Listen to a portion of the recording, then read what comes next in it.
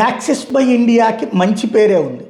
At the same time దాని లోపాలు కూడా ఉన్నాయి. అయితే మిగతా వాళ్ళందరితో పోల్చుకుంటే సర్వేల్లో అదే టాప్ వన్గా ఉంది.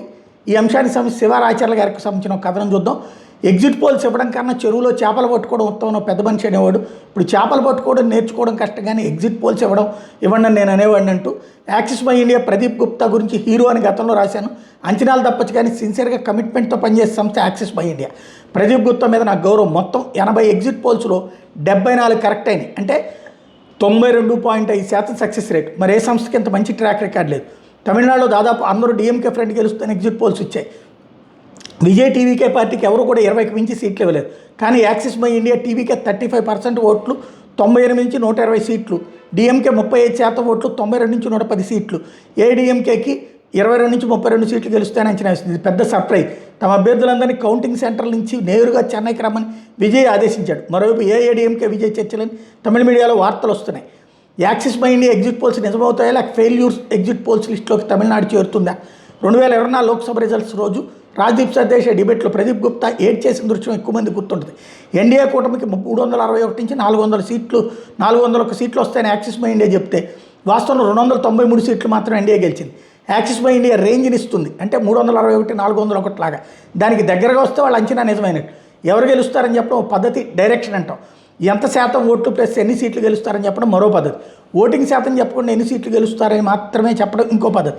Axis by India 2024 Lok Sabha Andhra Pradesh TDP 98 నుంచి 120, వైసీపీ 55 నుంచి 77, బీహార్ 141, యాక్చువల్ 202 వచ్చినాయి.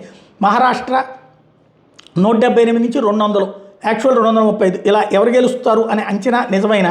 సీట్ల విషయంలో మాత్రం యాక్సిస్ బై ఇండియా అంచనాలు తప్పుతున్నాయి. 2024 హర్యానా, 2023 రాజస్థాన్, ఛత్తీస్గఢ్ లో Axis by India exit polls పూర్తిగా తప్పినాయి. 2021లో తమిళనాడు, పశ్చిమ బెంగాల్ ఎగ్జిట్ పోల్స్లో యాక్సిస్ బై ఇండియా సీట్ల విషయంలో పొరపాటు పడింది. తమిళనాడులో డిఎంకే కూటమి 175 నుంచి 190 సీట్లు గెలుస్తుందని అంచనా వేస్తే వాస్తవం 159 సీట్లు వచ్చి గెలిచింది. పశ్చిమ బెంగాల్లో బీజేపీ 134 నుంచి 166, టీఎంసీ మమత 130 నుంచి 156 సీట్లు, అంటే బీజేపీ గెలుపుకి ఎక్కువ అవకాశం ఉందని పశ్చిమ బెంగాల్ ఎగ్జిట్ పోల్స్ ఇచ్చింది. రిజల్ట్స్ మాత్రం మమత 214, బీజేపీ 77 సీట్లు గెలిచాయి. ఇప్పుడు తమిళనాడులో డిఎంకే విజయ్ ఇద్దరికి 35% ఓట్లు, డిఎంకేకి 92 నుంచి 110, విజయ్కి 90 నుంచి 120 సీట్లు, అంటే 2021 బెంగాల్ లాంటి అంచనాలు యాక్సిస్ బై ఇండియా ఇచ్చింది. 2021 ఎన్నికల్లో తమిళనాడు, పశ్చిమ బెంగాల్లో 2 చోట్ల Axis by India exit polls తప్పినాయి.